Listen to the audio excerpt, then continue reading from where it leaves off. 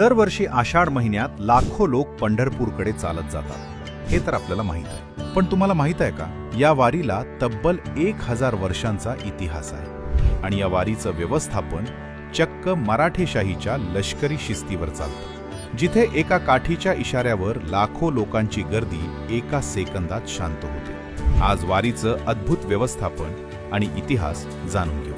वारी एक निरंतर साधना आहे. विठ्ठल मंदिरातल्या 1237च्या एका शिलालेखात बारी म्हणजेच वारी असा स्पष्ट ऐतिहासिक उल्लेख आढळतो. महाराष्ट्रातून निघणाऱ्या शेकडो पालख्यांमध्ये आळंदीहून निघणारी संत ज्ञानेश्वर महाराज आणि देहूमधून निघणारी संत तुकाराम महाराज यांची पालखी मुख्य आहे. ज्ञानेश्वर माऊलींच्या सोहळ्याला राजेशाही थाट असतो, तर तुकोबांचा सोहळा अत्यंत पारंपरिक पद्धतीने मार्गस्थ होतो. वारीमधील सर्वात शिस्तबद्ध घटक म्हणजे दिंडी. प्रत्येक दिंडीचा मुख्य केंद्रबिंदू असतो वीणा.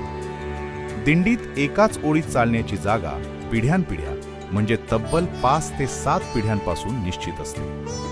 तुमच्या पूर्वजांनी जिथे पाऊल ठेवलं, आज तुम्हीही त्याच ओळीत चालता. ही शिस्त आली कुठून? आळंदीच्या सोहळ्याचे पुनरुज्जीवन करणारे हैबतराव बाबा आरफळकर हे ग्वाल्हेरच्या शिंदे सरदारांच्या सैन्यात होते.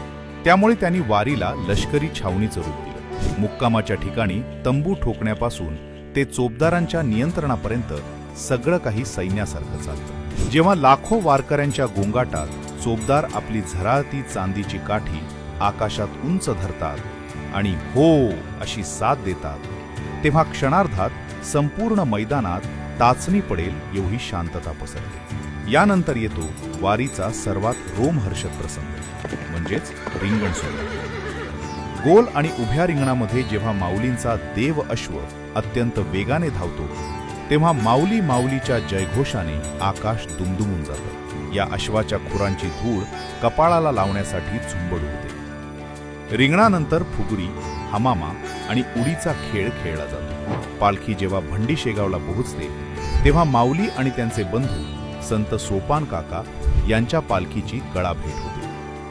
हा भावुक प्रसंग पाहून लाखो वारकऱ्यांच्या डोळ्यांच्या कडा पाणावतात. आषाढी एकादशीनंतर गोपाळपुरात गोपाळकाला होऊन वारीची सांगता होते. पण वारी इथे संपत नाही. पंढरपूरहून आळंदी देहूकडे परत येण्याचा 250 किलोमीटरचा प्रवास सुरू होतो, ज्याला वैराग्य वारी म्हणतात. कोसळणारा पाऊस आणि थकलेलं शरीर असूनही निष्ठावान वारकरी विठ्ठल नामाच्या गजरात पायी चालत हा कष्टप्रद प्रवास पूर्ण करतात.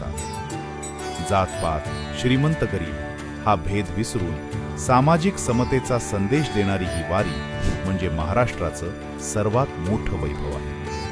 आपल्या संस्कृतीचा आणि व्यवस्थापनाचा हा अद्भुत वारसा प्रत्येक मराठी माणसापर्यंत पोहोचायलाच हवा. हा व्हिडिओ जास्तीत जास्त शेअर करा आणि अशाच ऐतिहासिक व सांस्कृतिक माहितीसाठी आपल्याला आत्ताच फॉलो करा. पुंडलिक वरदे हरी विठ्ठल, श्री ज्ञानदेव तुकाराम.